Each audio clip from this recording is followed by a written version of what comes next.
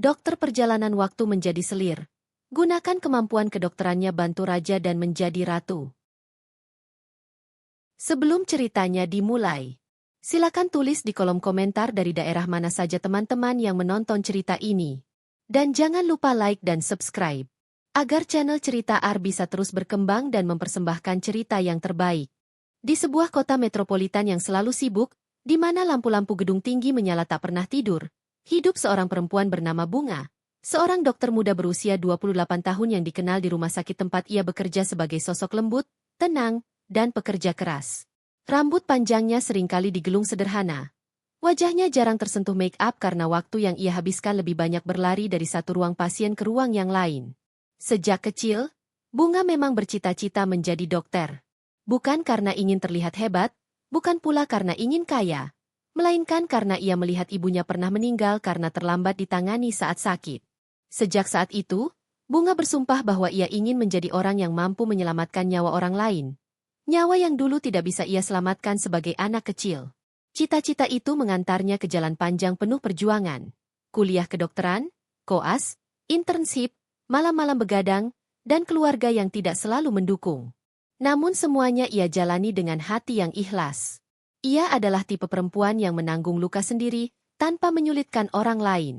Dan selama ini, ia merasa semua pengorbanannya terbayar dengan pernikahannya dengan Ardi, seorang pria yang dulu begitu hangat, perhatian, dan menjadi rumah baginya. Namun, perlahan-lahan, rumah itu retak tanpa suara. Ardi berubah. Sikapnya dingin, tatapannya hambar, senyumnya jarang. Rasanya seperti hidup bersama orang asing yang tidak lagi mengenal siapa dirinya. Bunga mencoba mempertahankan, mempertanyakan, memohon, tetapi Ardi selalu berkata singkat. Aku capek. Bunga, jangan bahas ini sekarang. Malam itu, Bunga baru saja menyelesaikan operasi darurat seorang anak kecil korban kecelakaan. Jam di dinding ruang operasi menunjukkan pukul 00.47. Tubuhnya lelah, tangannya gemetar, dan lututnya terasa seperti tidak lagi kuat menopang tubuh. Namun ia merasa bahagia karena si kecil itu selamat. Ia mengambil ponsel di loker dan melihat belasan panggilan tak terjawab dari Ardi. Hatinya mencelos. Ia buru-buru meraih tas, masuk mobil, dan melajukan kendaraan menuju rumah. Begitu sampai, rumah tampak gelap, namun pintu tidak dikunci. Bunga masuk dengan langkah pelan, takut membangunkan suaminya. Namun langkahnya terhenti saat melihat meja makan penuh dengan piring kaca pecah. Kursi terbalik. Dan di lantai, ada sisa makanan yang terlihat seperti dilemparkan. Ardi berdiri dengan wajah merah padam di ruang tamu. Kamu kemana? Aku butuh kamu, tapi kamu malah sibuk kerja, bentak Ardi. Bunga mendekat perlahan, menahan lelahnya. Aku operasi, Di. Ada anak yang... Itu alasanmu terus. Selalu pasien, pasien, pasien. Aku ini suamimu atau apa? Bunga terdiam. Dadanya sesak. Ia ingin memeluk Ardi, ingin menenangkan, tapi saat ia melangkah, Ardi mendorongnya hingga ia hampir jatuh. Kamu bahkan tidak menjawab teleponku. Apa aku ini tidak penting? Ardi berteriak lebih keras. Aku di ruang operasi. Di? Aku tidak bisa pegang ponsel, jawab Bunga lirih. Ardi menghela napas kasar dan memalingkan wajah. Aku sudah capek sama semua ini. Hening menyelimuti ruangan. Bunga merasakan hatinya diremas. Ia tahu Ardi sedang banyak tekanan di kantor, tapi hubungan mereka sudah lama memburuk. Ia mencoba memberi perhatian, memasak makan malam, menyiapkan baju kerja Ardi, bahkan membatasi shift, tapi tetap saja Ardi selalu menemukan alasan untuk marah. Aku minta maaf kalau kamu merasa tidak dipedulikan, ucap Bunga sambil menahan tangis. Tapi aku melakukan semua ini untuk kita. Aku bekerja juga untuk masa depan kita. Masa depan? Masa depan apa yang kita punya kalau kamu terus seperti ini? Ardi menatapnya tajam. Aku butuh seorang istri, bukan robot rumah sakit. Bunga menggigit bibir. Ia mencoba memahami, tapi Ardi tidak memberikan ruang.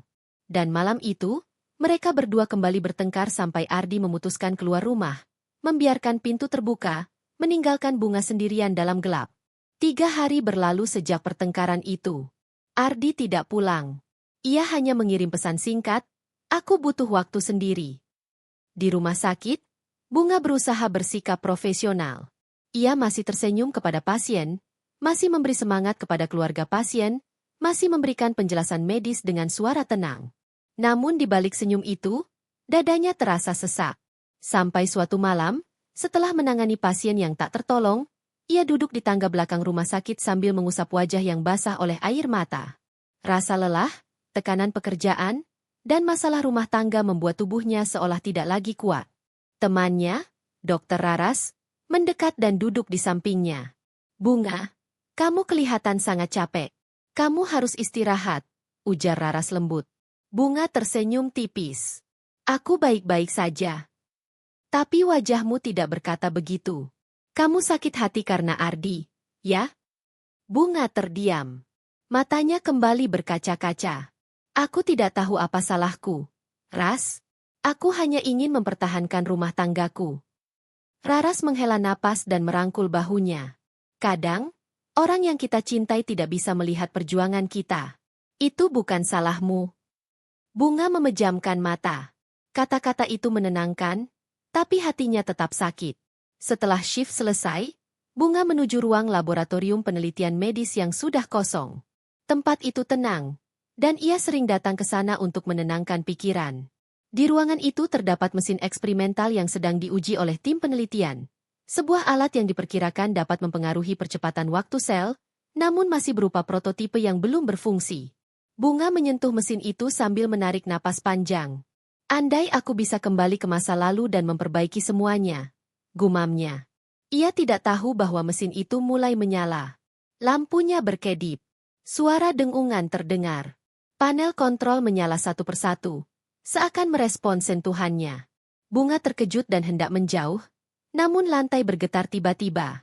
Cahaya putih menyilaukan memenuhi ruangan. Tidak, apa yang terjadi? Bunga menutupi wajah. Dengungan berubah menjadi raungan. Angin berputar seperti pusaran. Ia merasa tubuhnya ditarik ke suatu tempat. Semakin lama semakin kuat hingga ia tak mampu lagi melawan. Ardi, bisiknya lirih. Sebelum semuanya gelap, Bunga membuka mata dengan kepala berdenyut.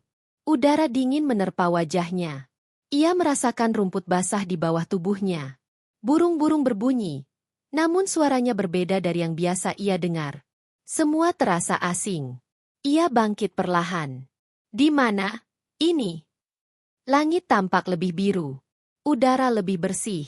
Pohon-pohon besar menjulang seperti hutan zaman dulu. Tidak ada gedung, tidak ada suara kendaraan. Bunga memegang kepalanya. Ini bukan kota. Di tengah kebingungannya, terdengar suara langkah-langkah dari kejauhan. Ia melihat beberapa pria berpakaian armor tradisional, membawa tombak dan pedang. Wajah mereka keras, gerak-geriknya tegas. Siapa kau? Salah satu dari mereka berteriak. Bunga terkejut. Aku tersesat. Para prajurit mendekat. Mereka memandang pakaian modern Bunga dengan curiga. Pakaian apa itu? Penyihirkah dia? Bisik salah satu prajurit. Prajurit lain menunjuk Bunga dengan pedang. Hutan ini terlarang bagi rakyat biasa. Tangkap dia. Nah, tunggu. Aku bukan Peng. Namun sebelum ia bisa menjelaskan, dua prajurit langsung memegang lengannya dan mengikatnya. Hatinya berdegup kencang. Ia ketakutan, tidak mengerti apa yang sedang terjadi. Lepaskan aku. Tolong. Aku bukan penyihir. Diam, bentak seorang prajurit. Dalam perjalanan, Bunga melihat banyak hal yang membuatnya semakin bingung.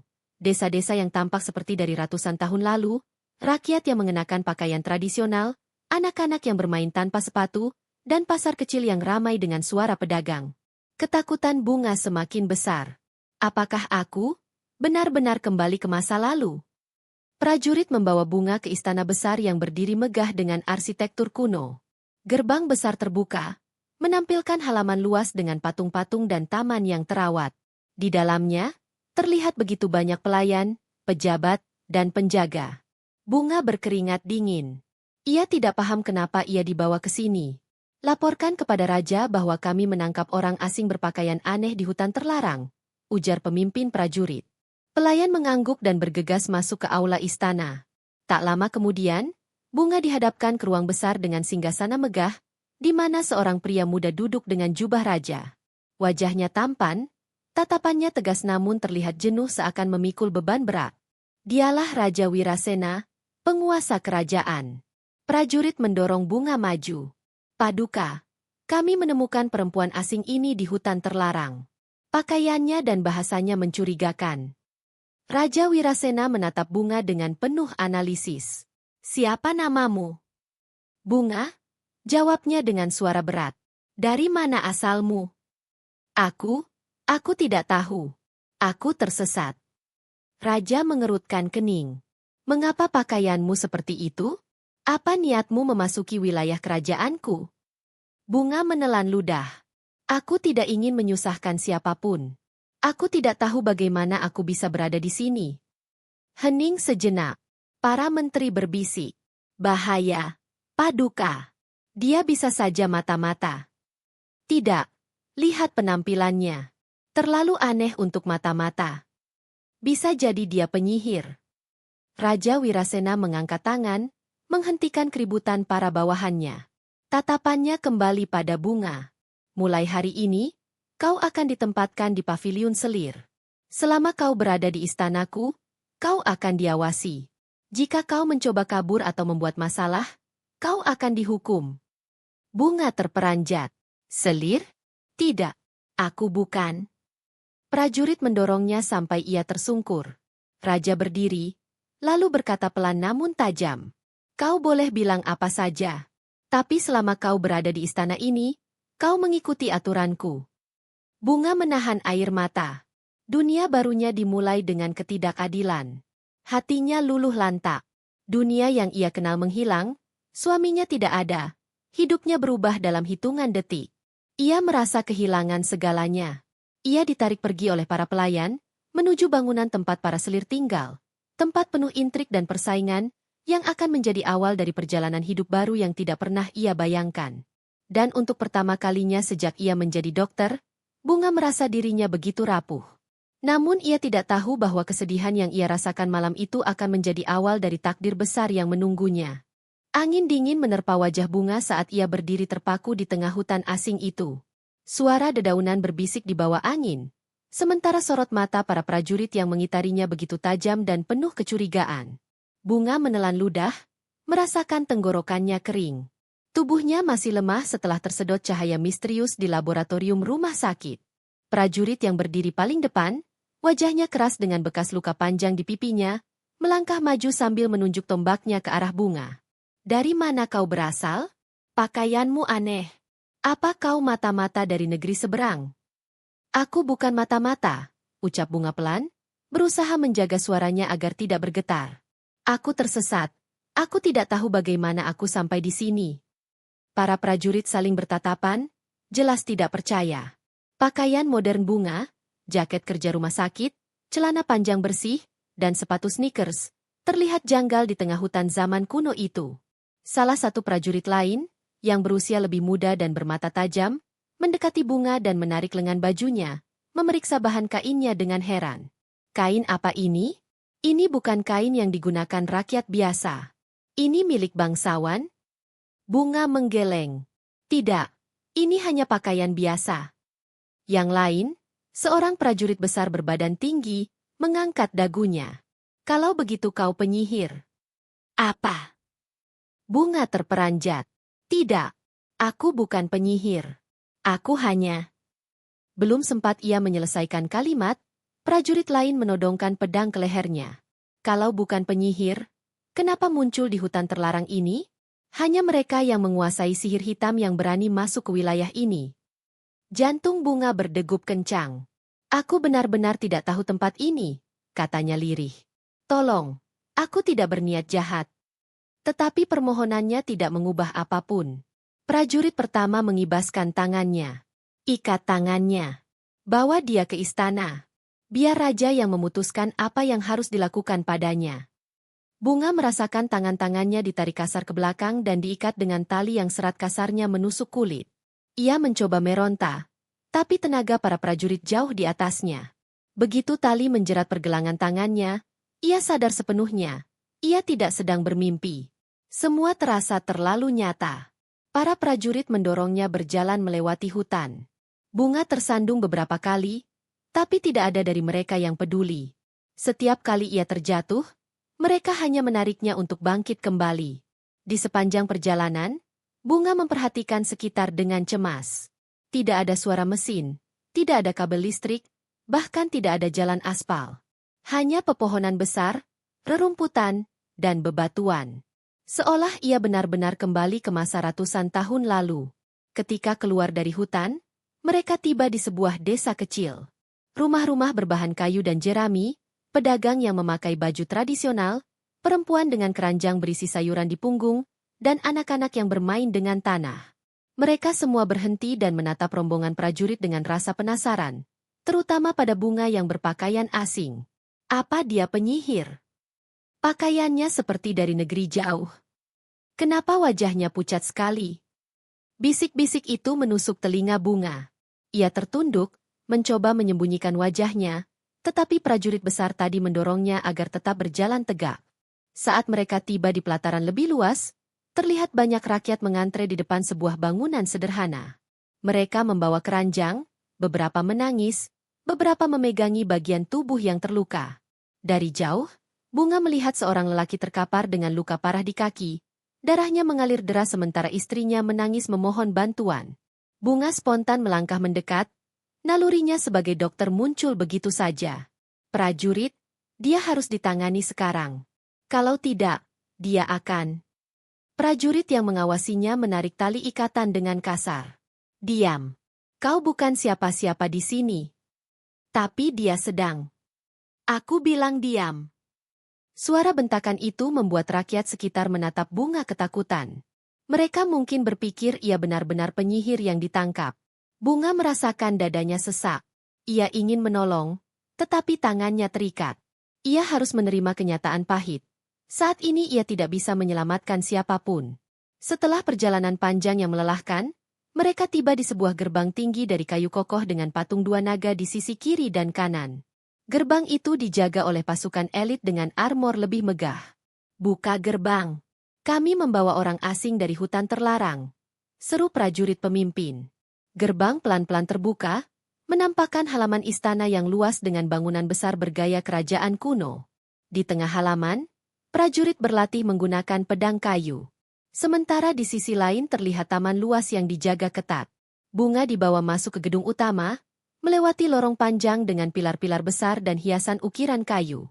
Aroma dupa tercium di udara. Lampion-lampion gantung menerangi lorong dengan cahaya kuning redup. Para pelayan yang lewat berbisik-bisik melihat Bunga. Ada yang terkejut, ada yang ketakutan, dan ada yang jelas-jelas memandang rendah. Mereka akhirnya tiba di aula besar. Di ujung ruangan, duduklah seorang laki-laki muda di kursi singgasana berukir emas. Ia tampan, berwibawa, dan sorot matanya tajam namun tenang. Rambutnya hitam panjang tergerai sebagian. Di sampingnya berdiri beberapa pejabat istana dan prajurit elit. Dialah Raja Wirasena, penguasa kerajaan itu. Suasana menjadi hening saat Raja mengangkat tangan. Apa yang kalian bawa kemari? Suaranya dalam namun tenang. Prajurit pemimpin maju dan menunduk. Paduka, kami menemukan perempuan ini di hutan terlarang. Pakaiannya aneh. Kami menduga dia mata-mata atau penyihir. Raja Wirasena menatap Bunga lama, seakan berusaha membaca isi hatinya. Angkat wajahmu. Suara itu membuat Bunga mendongak pelan. Sorot mata Raja Wirasena bertemu dengan sorot matanya. Ada sesuatu yang sulit dijelaskan. Tatapan yang seakan menembus pertahanan hati paling rapuh. Kau? Dari negeri mana? Tanya Raja. Aku tidak tahu bagaimana menjelaskannya, kata Bunga lirih. Jawab dengan jelas. Aku tidak berasal dari zaman ini. Pejabat-pejabat di samping Raja segera ribut. Zaman ini? Apa maksudnya? Mungkin ia benar-benar penyihir. Paduka, kita tidak boleh percaya pada kata-katanya. Bunga cepat-cepat menambahkan, aku bukan penyihir. Aku tidak punya kekuatan apapun. Aku hanya ingin pulang. Raja Wirasena mengerutkan kening. Pulang kemana? Aku tidak tahu cara kembali. Suara bunga bergetar. Pandangannya kabur oleh air mata. Tolong, aku tidak berniat jahat. Raja memperhatikannya dengan tajam. Ia tidak melihat kebohongan di raut wajah bunga, hanya ketakutan dan keterkejutan. Namun sebelum Raja sempat menjawab, seorang perempuan cantik dengan pakaian selir istana melangkah masuk. Perhiasannya berkilauan, gaya jalannya anggun namun penuh kesombongan. Parasnya memancarkan kecemburuan ketika melihat perhatian Raja tertuju pada perempuan asing itu. Dialah Selir Dira, selir berpengaruh yang paling dekat dengan Raja. Paduka, mengapa perempuan tidak dikenal ini berada di sini? Ujarnya dengan nada menusuk. Lihat pakaiannya. Jelas ia tidak berasal dari kalangan terhormat. Mungkin ia pencuri atau penipu. Bunga mencoba menjelaskan, namun Selir Dira tidak memberi kesempatan. Orang seperti ini tidak layak menginjak istana. Ia harus dihukum. Beberapa pejabat mengangguk setuju. Namun Raja Wirasena mengangkat tangan, menghentikan mereka. Aku yang akan memutuskan.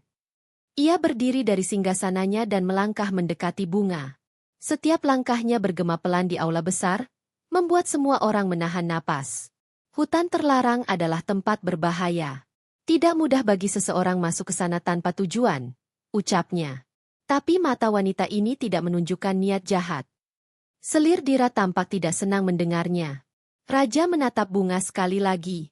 Sampai aku menemukan kebenaran tentangmu, kau akan ditempatkan di bawah pengawasan istana. Prajurit-prajurit menunduk patuh. Bunga menelan ludah, perasaannya campur aduk. Takut, lega, cemas, dan bingung bercampur menjadi satu. Tapi sebelum Raja memberi perintah lanjut, tiba-tiba seorang prajurit berlari masuk ke aula dengan napas terengah. Paduka! Salah satu prajurit penjaga gerbang pingsan. Luka lamanya membusuk parah. Kami tidak punya tabib yang bisa menanganinya. Raja segera berdiri tegak. Bawa kemari. Beberapa prajurit bergegas memanggil korban. Tak lama kemudian, seorang prajurit dengan kaki diperban yang sudah menghitam dibawa masuk. Bau busuk menyengat ruangan. Para pejabat menutup hidung. Dira mundur jijik. Bunga tersentak. Itu jelas infeksi akut yang sangat berbahaya. Raja mengerutkan kening. Tabib kerajaan tidak bisa menanganinya. Tidak, Paduka. Mereka bilang infeksinya terlalu parah. Dalam hati Bunga tahu, kalau tidak segera ditangani, prajurit itu bisa kehilangan nyawa.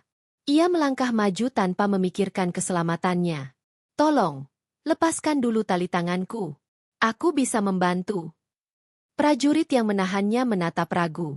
Pejabat-pejabat langsung menentang. Paduka, tidak mungkin kita mempercayai perempuan asing. Bagaimana kalau dia meracuni prajurit itu? Namun Raja memandang Bunga tanpa berkedip. Kau tahu cara mengobatinya? Aku seorang dokter. Jawab Bunga mantap. Istana menjadi sunyi seketika. Dokter? Raja mengulang kata itu seolah baru mendengarnya untuk pertama kali. Aku bisa menyelamatkannya jika kalian izinkan. Selir Dira mendengus sinis. Paduka, ini mungkin trik. Tapi Raja Wirasena mengangkat tangan, matanya tidak pernah lepas dari Bunga. Lepaskan talinya. Paduka. Aku bilang lepaskan. Dengan enggan, prajurit membuka ikatan di tangan Bunga. Begitu bebas, Bunga langsung jongkok memeriksa luka prajurit itu. Bau busuk menusuk, nanah mengalir keluar dari perban. Perban itu sendiri terlihat kotor dan lembab.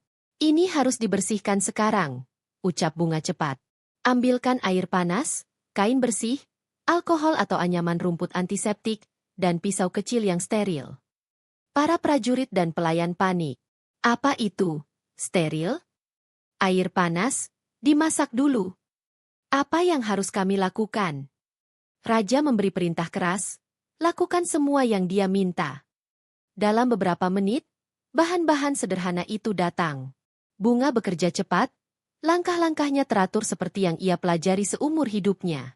Pertama, ia membersihkan luka dengan air panas. Semua orang melongo. Kau menyiram luka dengan air panas? Tidak akan semakin sakit? Tidak, air panas membunuh kotoran, jawab Bunga. Kemudian ia menggunakan alkohol untuk membersihkan daerah sekitar luka. Setelah itu, dengan tangan yang gemetar tapi terlatih, ia membuka jaringan yang sudah membusuk, mengangkatnya sedikit demi sedikit agar infeksi tidak menyebar ke seluruh kaki. Prajurit itu menggeliat kesakitan, tetapi Bunga menahannya dengan lembut. Bertahanlah, aku akan membuatmu lebih baik. Penonton mulai melihat keseriusan dan keterampilan Bunga. Raja Wirasena memperhatikan setiap gerakannya dengan penuh ketertarikan. Matanya berubah, tak lagi ragu, melainkan kagum. Setelah lebih dari setengah jam bekerja, Bunga akhirnya membalut luka prajurit itu dengan kain bersih. Dia akan selamat jika luka ini dirawat setiap hari, katanya sambil menghela napas. Prajurit itu membuka mata dengan lemah. Terima kasih. Siapapun kau. Aula besar itu hening. Semua pejabat, prajurit, dan pelayan menatap Bunga dengan wajah tercengang. Raja Wirasena melangkah mendekatinya. Kau bukan penyihir. Suaranya tenang tapi berat. Kau, penyembuh. Sorot mata raja berubah lembut untuk pertama kalinya sejak Bunga melihatnya. Hari ini, kau menyelamatkan seorang prajurit kerajaan. Ia menatap para pejabat yang mulai gelisah. Mulai sekarang, perempuan ini akan tinggal di istana sebagai tamu, sampai aku memutuskan kedudukannya. Selir Dira mengepalkan tangan diam-diam. Wajahnya memerah menahan marah. Sedangkan Bunga berdiri terpaku. Terkejut. Lelah. Namun untuk pertama kalinya sejak tiba di dunia asing itu, ia merasa ada secercah harapan. Namamu siapa? Tanya Raja Wirasena. Bunga. Jawabnya pelan. Raja Wirasena mengangguk kecil. Mulai hari ini, Bunga, kau berada di bawah perlindunganku. Dan dengan itu, hidup Bunga di dunia baru pun dimulai. Dunia yang bukan miliknya. Dunia asing yang penuh intrik. Dunia yang akan mengubah takdirnya selamanya. Perempuan yang baru saja masuk aula itu berjalan dengan anggun namun penuh aura kesombongan. Setiap langkahnya membuat gemerincing perhiasan emas kecil yang menggantung di pinggangnya. Rambutnya disanggul tinggi dihiasi permata merah darah, membuatnya tampak seperti pusat perhatian di ruangan manapun ia berada. Mata perempuan itu menatap Bunga tajam, seolah memandang makhluk hina. Selir itu berdiri di samping Raja Wirasena, lalu memberi salam kecil sebelum berkata, Paduka, saya mendengar kabar bahwa ada orang asing yang dibawa ke dalam istana. Siapa dia? Kenapa dia dibiarkan berdiri di hadapan Anda dengan pakaian seperti itu? Nada suaranya tinggi, penuh ketidaksukaan. Raja Wirasena tidak langsung menjawab. Ia hanya memandang Bunga sejenak, kemudian berkata, dia ditemukan di hutan terlarang. Prajurit menuduhnya mata-mata. Namun aku belum melihat tanda bahwa dia berbahaya. Selir itu melirik tajam. Suaranya melemah namun masih mengandung racun. Pakaian seperti itu, belum pernah saya lihat sebelumnya. Apa Paduka yakin dia bukan penyihir yang menyamar? Bunga menunduk. Ia sudah cukup kenyang dengan pandangan meremehkan sejak tiba di istana ini. Tapi tatapan selir itu terasa berbeda. Ada rasa kepemilikan, kecemburuan, dan ancaman terselubung. Aku bukan penyihir, kata Bunga pelan, berusaha tetap tenang meski hatinya berdebar keras. Selir itu mengangkat alis. Berani sekali kau bicara langsung pada raja. Bunga menutup mulutnya, menyadari dirinya memang berada di tempat yang bukan dunia asalnya. Aturan di sini pasti berbeda. Salah sedikit saja ia bisa dihukum. Raja Wirasena akhirnya memberi isyarat pada pengawal. Bawa perempuan ini ke ruang tahanan sementara. Aku akan menginterogasinya lagi nanti. Bunga ingin membela diri, tetapi ia tahu itu tidak akan mengubah keadaan.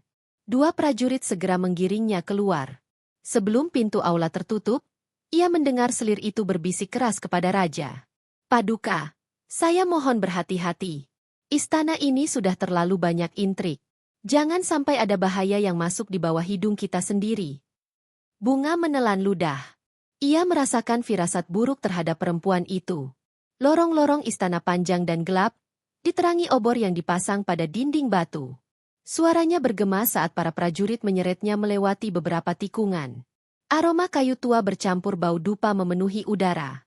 Bunga dibawa ke ruang kecil dengan jeruji besi. Tidak seperti penjara modern yang ia kenal, tempat ini lembab dan gelap. Prajurit melemparkannya ke dalam. Kau akan tetap di sini sampai raja memutuskan nasibmu.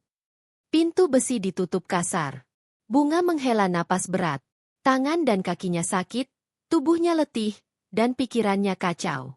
Ia duduk bersandar di dinding dingin, memeluk lututnya. Apa yang harus kulakukan? Tempat apa ini sebenarnya? Matanya mulai berkaca-kaca. Ia merindukan rumahnya, meski kini dipenuhi luka oleh perselingkuhan suaminya. Ia merindukan dunia modern, cahaya lampu kota, suara kendaraan, telepon genggamnya, lembaran rekam medis, semuanya. Ia merindukan hal-hal yang sebelumnya ia anggap biasa.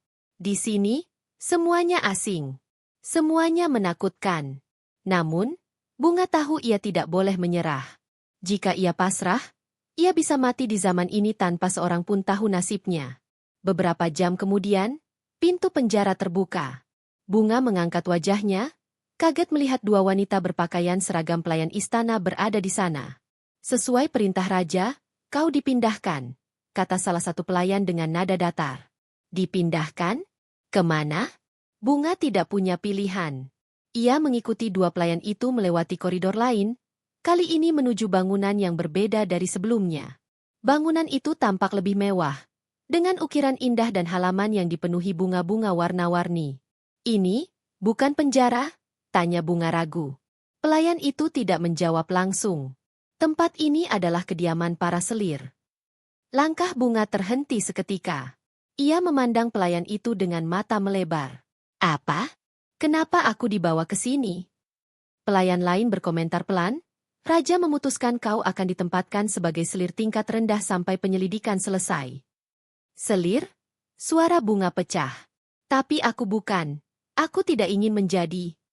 Ini perintah raja. Potong pelayan itu, suaranya tegas.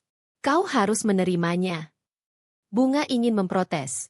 Tapi ia ingat bahwa di dunia ini, perintah raja adalah mutlak. Jika ia menolak, ia mungkin justru dianggap tidak patuh dan mendapat hukuman lebih berat.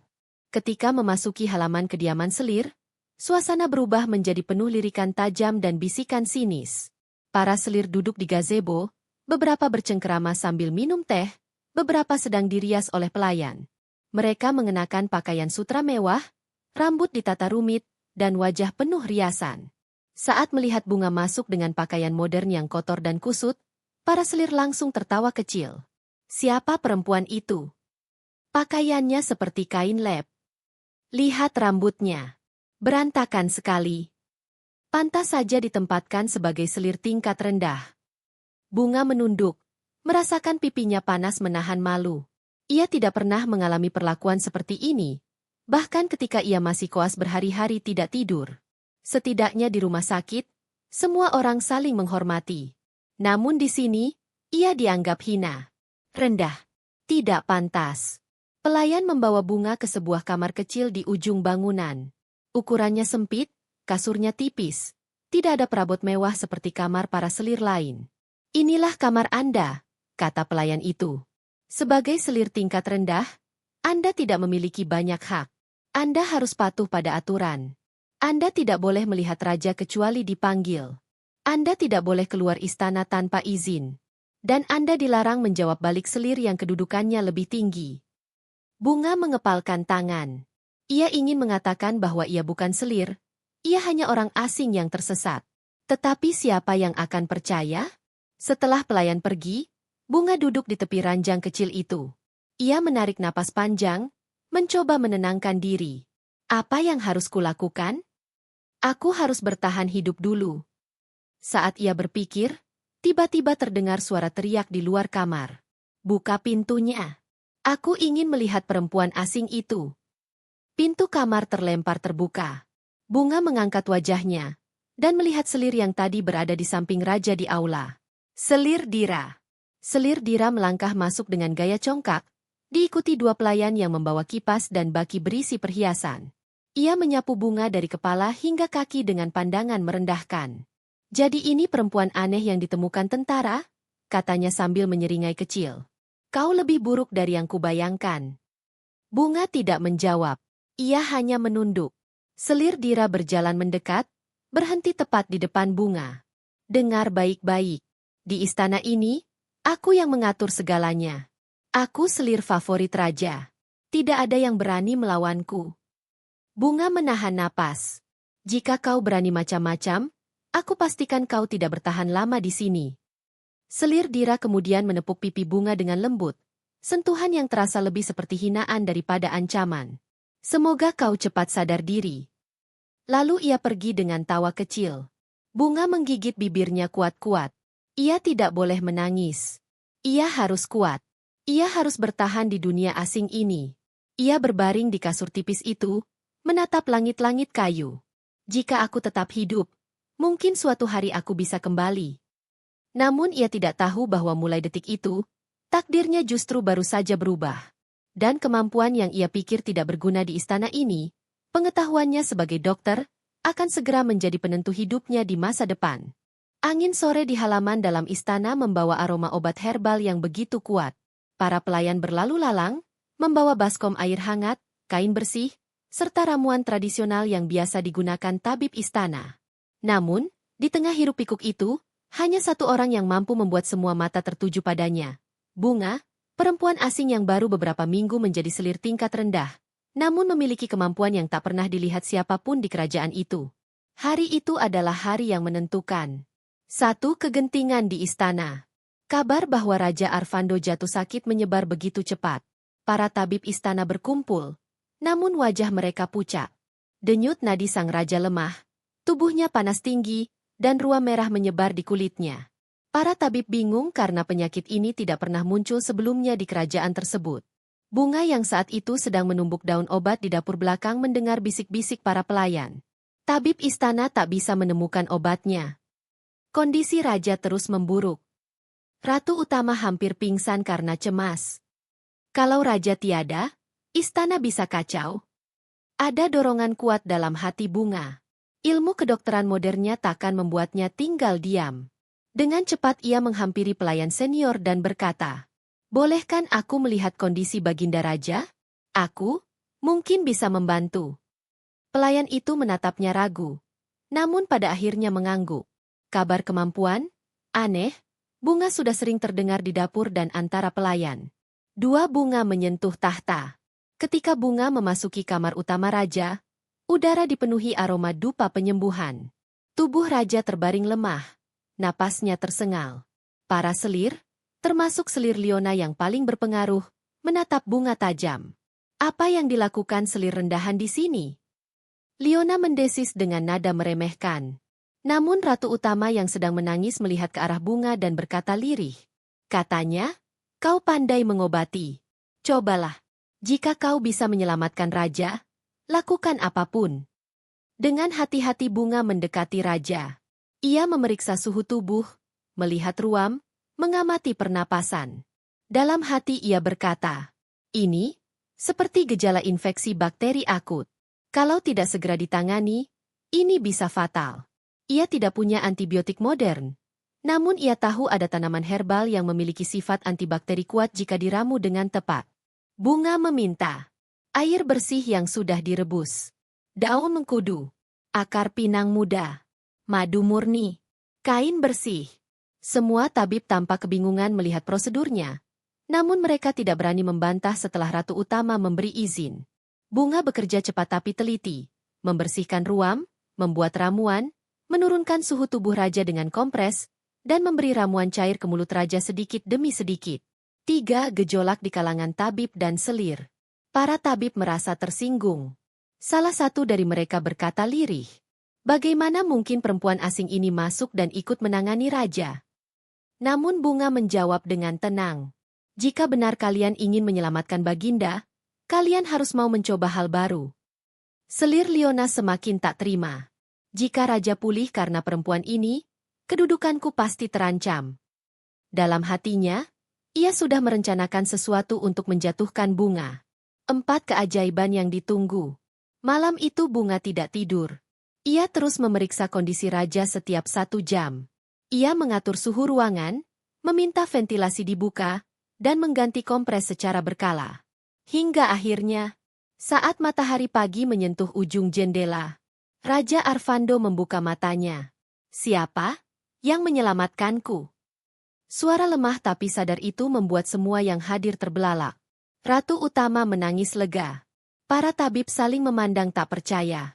Sementara para selir, termasuk Liona, tampak geram. Bunga menunduk hormat. Hamba hanya melakukan apa yang hamba tahu. Baginda. Raja menatapnya lama. Tatapan yang membuat jantung Bunga berdegup tak karuan. Terima kasih, Bunga. Nama itu keluar dengan lembut, membuat seluruh ruangan terdiam. 5 perubahan status yang tak terduga. Setelah sembuh, Raja mengadakan pertemuan besar. Para menteri, tabib, serta seluruh selir hadir. Di hadapan semua orang, Raja berkata, "Selir Bunga bukan hanya menyelamatkan hidupku. Ia membuka mata kita akan ilmu baru yang harus dihormati. Mulai hari ini, ia bukan selir rendahan lagi, tapi selir utama kedua." Ruangan sontak gempar. Bunga terkejut, Liona pucat, dan para selir lainnya tak percaya. Kenaikan status itu membawa konsekuensi. Ia mendapat paviliun pribadi, pelayan khusus, hak untuk mengobati anggota kerajaan, akses masuk ke ruang medis istana. Namun juga membawa lebih banyak musuh.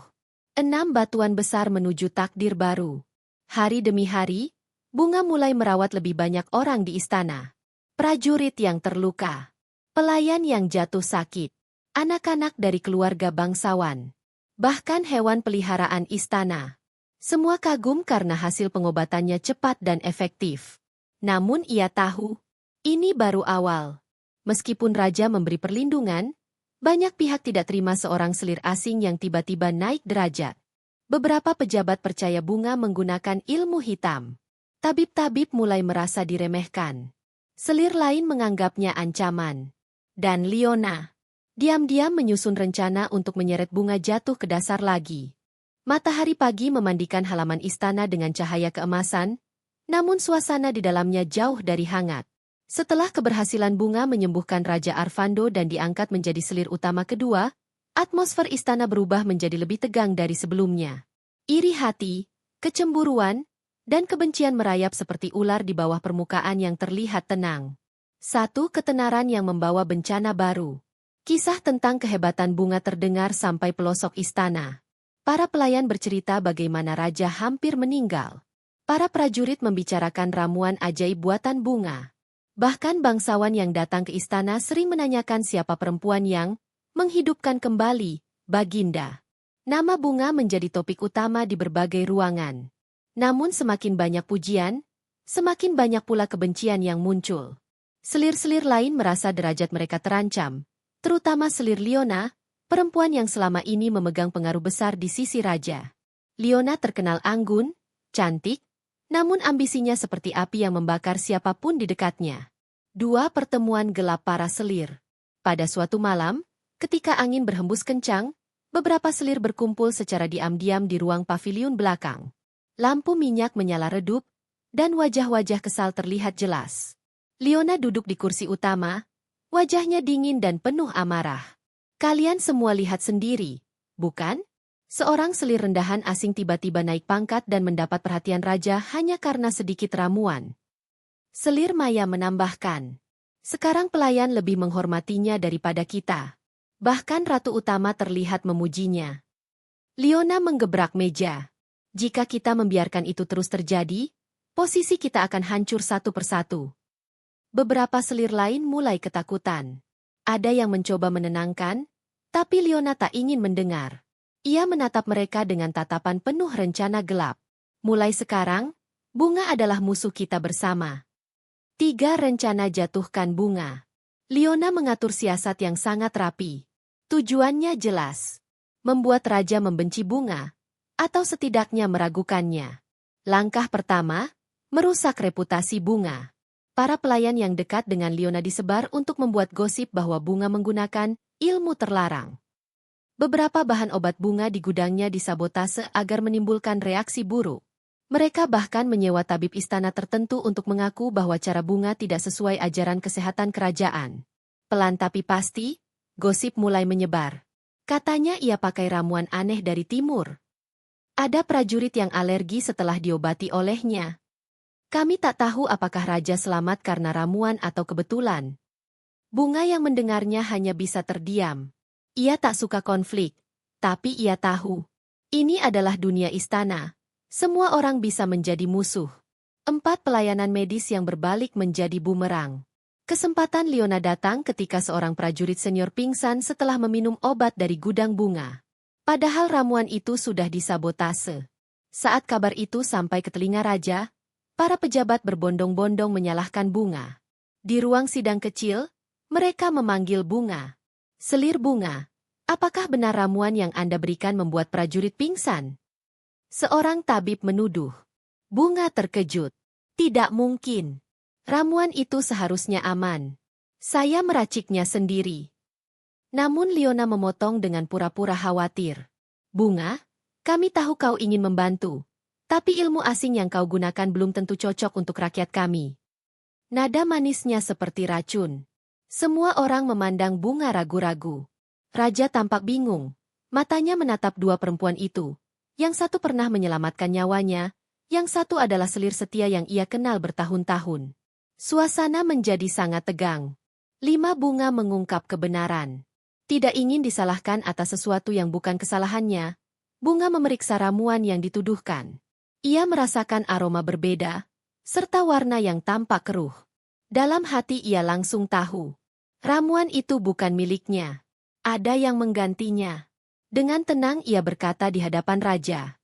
Izinkan hamba memeriksa gudang obat. Raja mengangguk. Saat tiba di gudang, bunga kaget. Beberapa tanaman pelengkap hilang. Botol-botol dipindahkan. Racikannya berantakan. Namun yang paling mencurigakan, ada bungkus kecil bubuk yang jatuh di bawah meja. Bubuk obat berbahaya yang hanya digunakan tabib tertentu untuk percobaan. Bunga mengambilnya. Ini bukan milik saya. Ini milik tabib Gantara. Bukan? Semua menoleh ke arah tabib itu. Tabib Gantara pucat. Ia menatap Leona sekilas sebelum menunduk. Raja menangkap pandangan itu. Matanya menyipit. Ada yang ingin menjelaskan? Suara raja membuat ruangan bergidik. Leona panik. Tabib Gantara ketakutan. Namun bunga tidak menyerang mereka. Ia hanya berkata pelan. Hamba tidak mencari musuh. Hamba hanya ingin menolong. Jika hamba salah, hamba siap dihukum. Tapi mohon, berikan kesempatan untuk membuktikan kebenaran ilmu hamba. Kebesaran hati itu justru membuat raja makin penasaran pada bunga. 6 konflik memuncak, para selir membenci bunga lebih dalam. Keberhasilan bunga menyelamatkan dirinya dari fitnah membuat para selir semakin marah. Leona merasa dipermalukan di depan semua orang. Di pavilionnya, ia membanting vas bunga sambil berteriak. Kenapa dia selalu lolos? Kenapa dia selalu terlihat baik di mata raja? Tidak ada selir yang berani menenangkan. Mereka justru semakin takut dan semakin membenci bunga. Sementara itu, bunga hidup dalam tekanan. Pelayannya diintimidasi. Makanannya dicampur bahan aneh. Pavilionnya dipenuhi bisik-bisik. Pelayan enggan mendekat karena takut kena masalah. Hingga suatu malam, seseorang berani melempar surat ancaman ke pintu pavilionnya. Pulanglah. Kau tidak pantas berada di istana ini. Tangan bunga bergetar saat membaca itu. Namun ia menguatkan diri. Aku tidak akan mundur. Aku punya tujuan di sini. Dan aku akan bertahan. 7 raja diam-diam mengawasi. Yang tidak diketahui semua orang adalah, raja sering mengamati bunga dari kejauhan. Ia melihat bagaimana bunga diperlakukan. Ia melihat bagaimana pelayan menghindarinya. Ia melihat bunga bekerja keras meski tekanan besar menghimpitnya. Raja mulai merasa ada ketidakadilan besar di istana. Dan untuk pertama kalinya, Raja Arvando merasa ingin melindungi seorang perempuan bukan karena statusnya, tapi karena hatinya. Angin dingin dari utara membawa berita buruk. Untuk pertama kalinya sejak bunga datang ke dunia ini, seluruh istana terasa mencekam. Kegaduhan terdengar di setiap sudut lorong. Pasukan berlarian, para jenderal dipanggil ke Balairung Agung, dan genderang perang mulai dipukul. Sebuah kabar yang membuat seluruh kerajaan dikejutkan. Kerajaan utara menyerbu perbatasan dan memulai perang besar. Ini bukan sekadar perang teritorial. Mereka menargetkan langsung kerajaan Arvando. Para penyerbu dikenal brutal dan menggunakan taktik licik. menyerang saat istana sedang sibuk dengan konflik internal. Satu perang dimulai, raja dihadapkan pilihan berat. Raja Arvando sendiri terlihat sangat tegang namun berwibawa. Ia berkumpul bersama para jenderal, mempelajari peta perang yang terbentang di hadapannya. Jika benteng pertama jatuh, ibu kota akan dalam bahaya. Ujar Jenderal Raka. Raja mengangguk. Kita harus bertindak cepat. Kerahkan pasukan cadangan. Namun ada masalah besar. Banyak prajurit sakit karena wabah ringan yang sebelumnya menyebar di barak. Mereka lemah dan tidak mampu bertarung.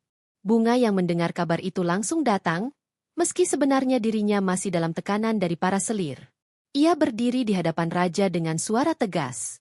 Izinkan hamba membantu menyiapkan obat untuk para prajurit. Jika kita bergerak cepat, mereka bisa pulih sebelum pasukan musuh menyerang lebih jauh. Semua orang menoleh. Dalam suasana genting, keberanian Bunga justru menjadi cahaya harapan. Raja menatapnya lama, lalu berkata pelan namun mantap. Bunga, aku mempercayaimu. Kata-kata itu membuat Liona yang hadir dalam ruangan hampir menggertakkan giginya. Dua Bunga turun ke barak, nyawanya terancam. Tanpa mempedulikan statusnya sebagai selir, Bunga turun langsung ke barak prajurit yang penuh dengan bau obat dan tubuh terluka. Ia bekerja tanpa henti. Merawat yang demam. Menutup luka terbuka. Memberikan ramuan untuk meningkatkan stamina. Bahkan mengajari tabib istana cara sederhana untuk menekan penyebaran penyakit. Prajurit mulai memandang Bunga bukan sebagai selir, melainkan penyelamat. Namun justru di barak itulah bahaya muncul. Suatu malam, saat ia kembali mengambil air di luar barak, seseorang menyerangnya dari belakang. Sebilah pisau nyaris menusuknya. Bunga berbalik, melihat seorang pembunuh bertopeng. Mereka bertarung. Bunga terdesak, tapi ia berhasil menendang ember dan membuat pembunuh itu terpeleset. Namun tangan kiri Bunga terluka karena tergores pisau. Pembunuh itu melarikan diri. Nafas Bunga terengah. Ia sadar satu hal. Ini bukan serangan musuh. Ini ulah seseorang dari dalam istana. 3 keadaan memburuk, benteng pertama hampir jatuh. Sementara itu, kabar dari medan perang semakin buruk. Benteng utara hampir jatuh karena jumlah musuh jauh lebih banyak. Raja tampak gelisah. Ia memegang pedang pusaka yang jarang ia gunakan kecuali saat keadaan sangat genting. Jika benteng itu jatuh, seluruh rakyat ibu kota dalam bahaya. Kata Jenderal Raka. Sampai akhirnya Raja mengambil keputusan besar. Ia sendiri akan turun ke medan perang. Keputusan itu mengejutkan semua orang. Para selir panik. Para penasehat menentang. Namun Bunga justru maju dan berkata dengan tenang. Jika Baginda pergi, izinkan hamba ikut. Ruangan langsung riuh. Selir ikut perang? Benar-benar gila. Dia ingin mencari perhatian lagi. Tidak pantas. Tapi Bunga tak peduli. Jika raja terluka atau pasukan jatuh sakit, ia ingin ada di sana untuk membantu. Raja menatapnya dalam-dalam. Matanya memantulkan ketegasan sekaligus rasa tulus. Baik, kau ikut denganku. Liona hampir pingsan mendengarnya. 4 di medan perang, ketabahan Bunga diuji. Medan perang adalah neraka yang belum pernah Bunga bayangkan. Tanah penuh darah. Panah berterbangan. Jeritan prajurit. Bau besi dan api membakar. Bunga tidak mengangkat pedang. Tetapi ia berlari ke sana kemari mengobati prajurit terluka, menghentikan pendarahan, dan membuat ramuan darurat. Beberapa metode pengobatan yang ia gunakan sungguh seolah ajaib bagi prajurit zaman itu. Semangat mereka bangkit saat melihatnya. Namun perang makin brutal. Musuh menggunakan formasi mengepung, membuat pasukan Arvando kewalahan. Raja Arvando sendiri nyaris terkena panah musuh. Bunga, tanpa berpikir, langsung mendorong raja hingga mereka sama-sama jatuh ke tanah. Satu anak panah menancap tepat di pohon di belakang mereka. Posisi yang seharusnya menjadi dada raja. Raja menatap Bunga dengan mata terbelalak. Kau menyelamatkanku. Napas Bunga terengah, tetapi ia tersenyum. Hamba hanya melakukan apa yang seharusnya dilakukan.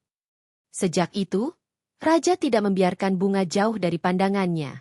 5 pengorbanan besar menyelamatkan pasukan.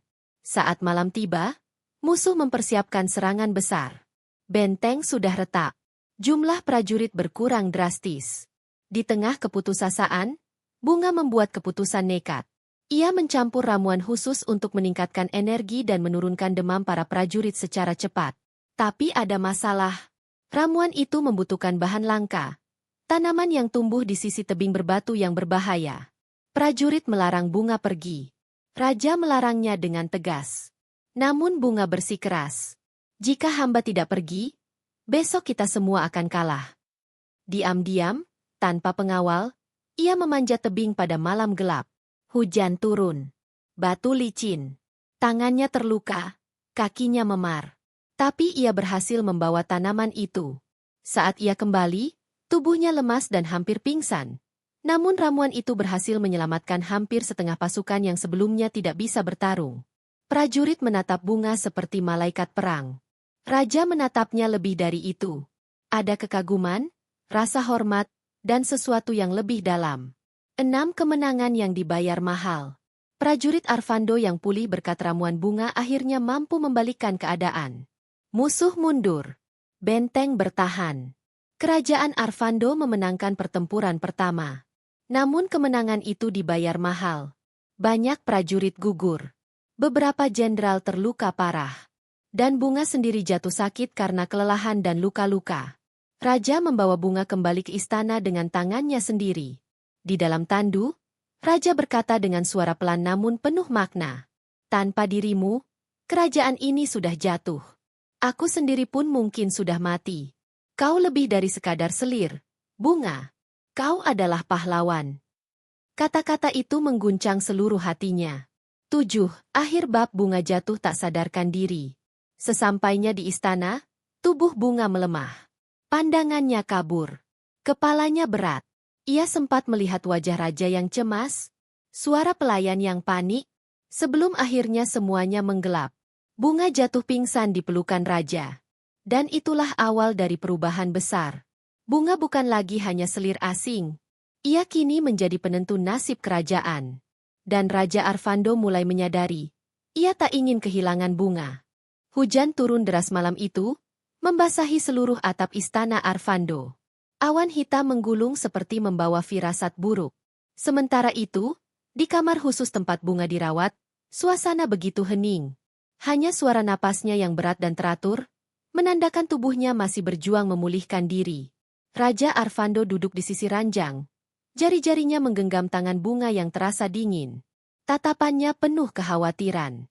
Baru kali ini, sang raja rela meninggalkan rapat negara demi menjaga seorang selir, hal yang membuat banyak orang tidak senang. Namun, ketenangan itu tak berlangsung lama. Sesuatu yang gelap sedang bergerak di dalam istana. Sebuah pengkhianatan yang akan membuka banyak kebenaran yang selama ini tersembunyi. Satu Bunga terbangun mendengar pembicaraan mencurigakan. Beberapa hari kemudian, saat Bunga mulai sadar, tubuhnya masih lemah. Ia berusaha bangun, namun sakit di lengan dan kepala membuatnya terhuyung. Pelayan memintanya tetap berbaring, tapi Bunga ingin tahu apa yang terjadi setelah perang. Suara-suara pelan terdengar dari koridor. Ia mendengar 2 pelayan berbicara berbisik. Katanya serangan pembunuh itu dari pihak dalam istana. Siapa yang mau membunuh selir Bunga? Siapa lagi kalau bukan? Para pelayan langsung terdiam saat menyadari Bunga melihat ke arah mereka. Ada sesuatu yang disembunyikan. Bunga merasakan firasat buruk. 2 raja menyembunyikan sesuatu. Saat raja datang menjenguknya, Bunga memberanikan diri bertanya, "Baginda, apakah benar ada yang hendak membunuh hamba di barak?" Raja terdiam. Ada keraguan di matanya. "Kau tidak perlu memikirkan itu. Fokuslah pada kesembuhanmu." Jawaban itu justru semakin meyakinkan Bunga bahwa raja mengetahui sesuatu besar, dan ia berusaha melindunginya dari kebenaran yang pahit. Namun Bunga tidak bisa diam. Jika ia tidak tahu musuhnya, ia tidak akan pernah aman. 3 kebenaran pertama, pengkhianatan dari dalam istana. Malam itu, Bunga diam-diam turun dari ranjang dan mencoba berjalan menuju taman belakang, tempat para selir sering berlalu lalang. Ia ingin memastikan kecurigaannya. Dan benar saja. Ia melihat Liona sedang berbicara dengan seseorang yang memakai jubah gelap. Bunga bersembunyi di balik pilar. "Kau gagal membunuhnya?" kata Liona dengan suara bergetar marah. Dia hanya seorang selir rendahan. Mengapa begitu sulit? Bunga menahan napas. Pembunuh di barak adalah orang suruhan Liona. Sementara orang berjubah gelap menjawab, dia bukan selir biasa. Gerakannya cepat, seperti terlatih. Liona mengumpat dengan marah. Dia harus mati. Selama dia ada, raja semakin menjauh dariku. Bunga ingin keluar dan menampar wanita itu, tetapi ia sadar, ia harus berpikir jauh ke depan. Menghadapi Liona sekarang sama saja bunuh diri. Ia mundur perlahan, namun tiba-tiba tubuhnya goyah. Kakinya menginjak ranting kecil. Krek! Liona menoleh. Bunga langsung berlari, meski tubuhnya masih lemah. 4 kebenaran kedua. Ada sesuatu tentang masa lalunya. Ketika Bunga kembali ke kamarnya, ia terengah-engah. Tapi sesuatu yang lain membuatnya bingung. Saat berlari tadi, tubuhnya mengingat gerakan yang sangat cepat, seperti teknik bela diri modern yang ia kuasai dari pelatihan di dunia asalnya. Itu wajar. Tapi ada sesuatu lagi. Kilasan aneh muncul di kepalanya. Bayangan seorang pria bernama Abian. Pria yang meninggalkannya sebelum ia terlempar ke dunia ini. Tiba-tiba kilasan itu berubah, menampilkan seseorang yang mirip Abian namun mengenakan pakaian kerajaan. Bunga memegang kepalanya. Kenapa bayangan itu muncul? Apa hubungannya masa lalunya dengan dunia ini? Sebuah pertanyaan besar muncul. Apakah ia benar-benar datang ke masa lalu? Atau ke dunia yang punya keterkaitan dengan hidupnya? 5 Bunga menghadapi raja, waktunya kebenaran terungkap. Keesokan harinya, Bunga tidak bisa lagi diam. Ia menemui raja saat ia sedang memeriksa laporan perang di ruang kerjanya. Baginda, katanya dengan suara serak tapi mantap, hamba tahu apa yang terjadi di barak. Hamba juga tahu siapa yang ingin membunuh hamba. Raja mengangkat kepalanya. Tatapannya tajam. Bunga, dengarkan aku. Namun Bunga lebih dulu berbicara. Apakah selama ini Baginda sudah tahu bahwa Liona ingin menghabisi hamba?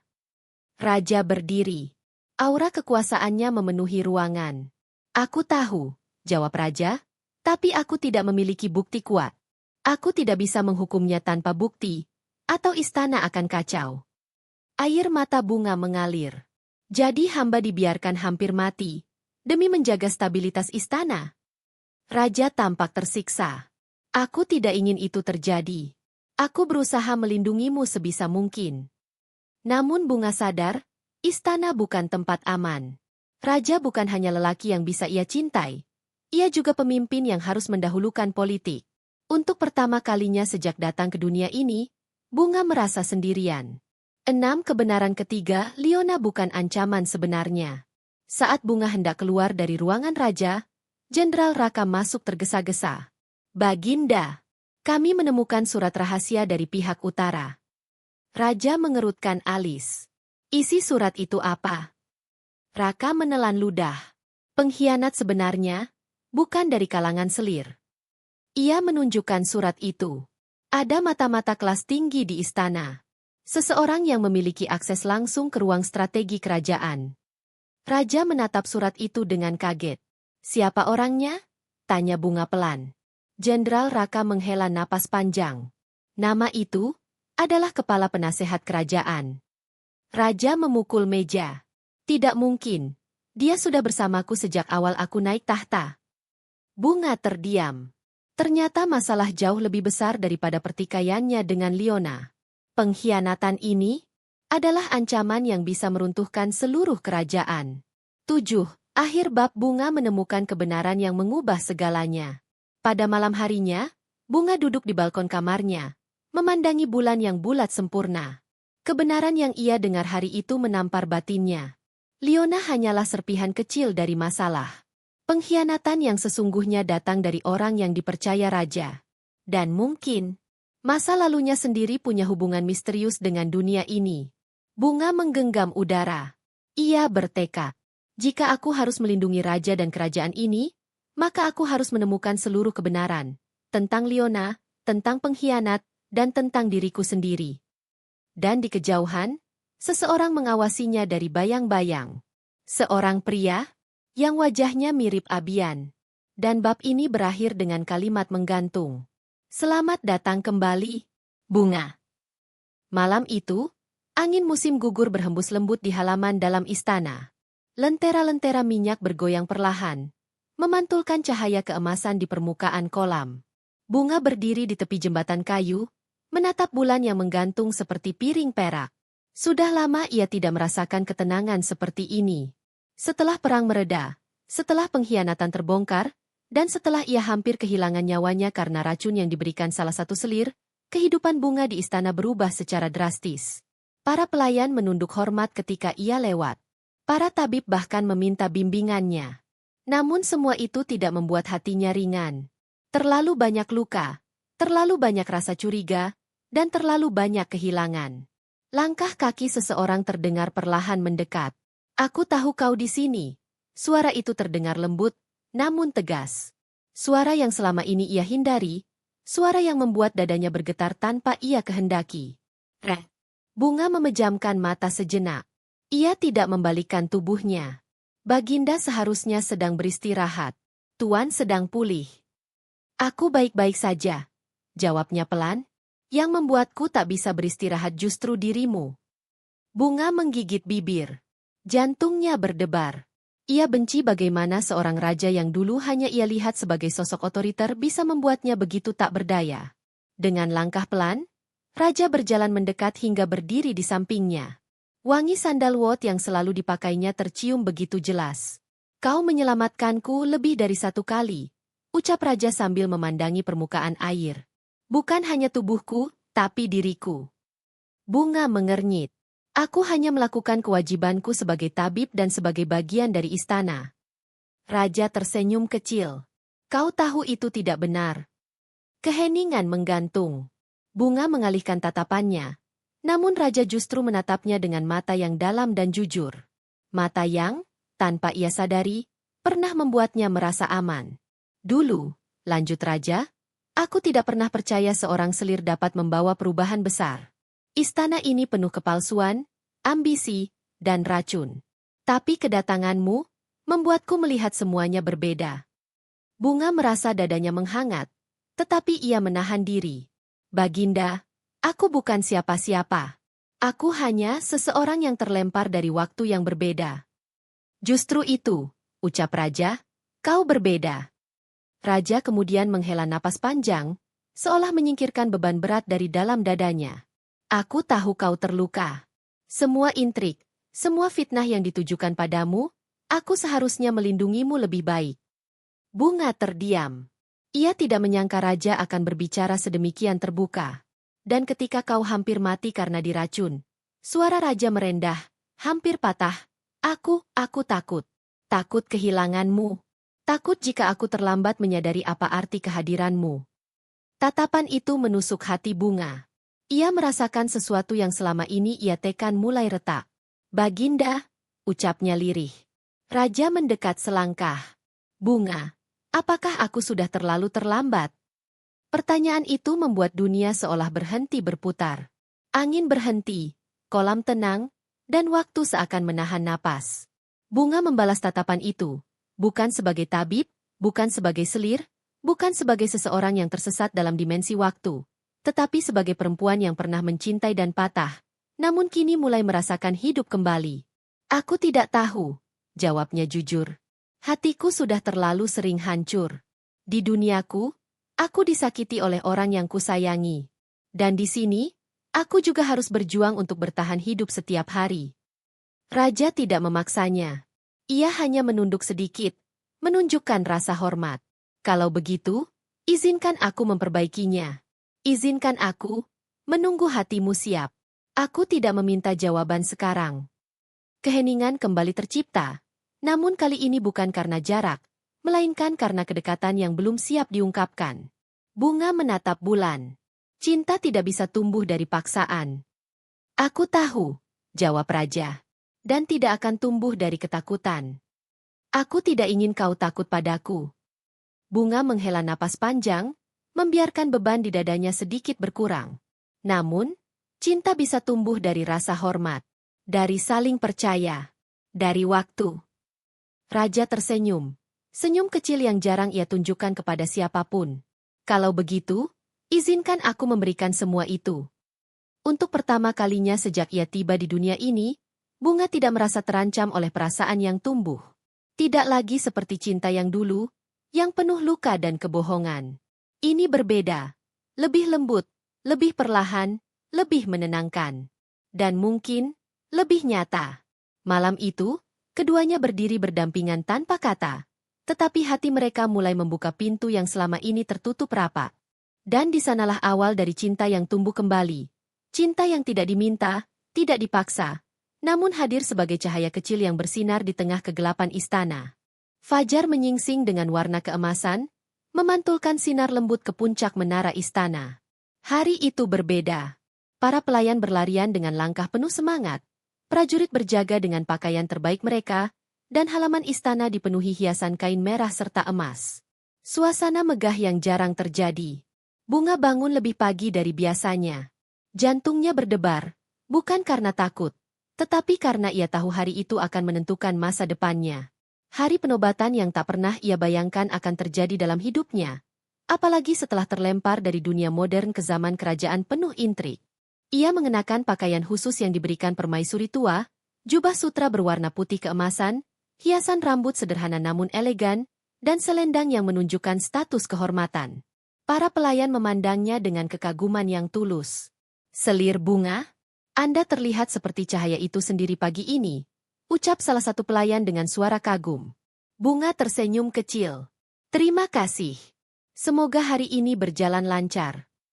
Namun di dalam hatinya, ada sesuatu yang lebih besar bergejolak. Ini bukan sekadar upacara penobatan gelar. Raja telah mengumumkan sesuatu yang mengejutkan. Ia akan mengangkat Bunga menjadi pendamping kerajaan secara resmi, setara dengan ratu, meski status permaisuri masih ada. Sebuah langkah berani dan berisiko, karena banyak bangsawan tentu tidak setuju seorang perempuan dari latar belakang misterius naik begitu cepat. Istana penuh tamu, para bangsawan berbisik. Aula megah istana dipenuhi para bangsawan, jenderal, pejabat tinggi, bahkan utusan dari kerajaan lain. Semua memakai pakaian terbaik mereka. Dan seperti yang sudah diduga, bisik-bisik terdengar di mana-mana.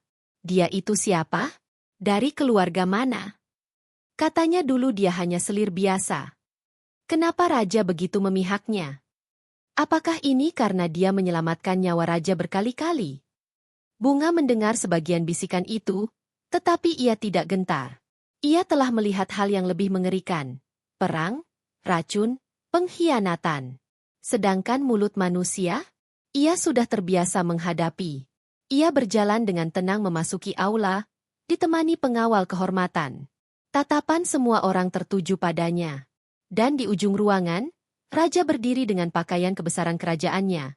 Jubah hitam berbordir emas, mahkota megah, dan tatapan tegas yang hanya melunak ketika Bunga mendekat. Upacara dimulai.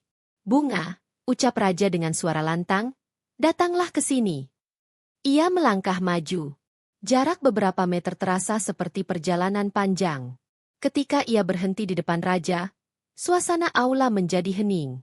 Raja mengangkat tongkat kebesaran.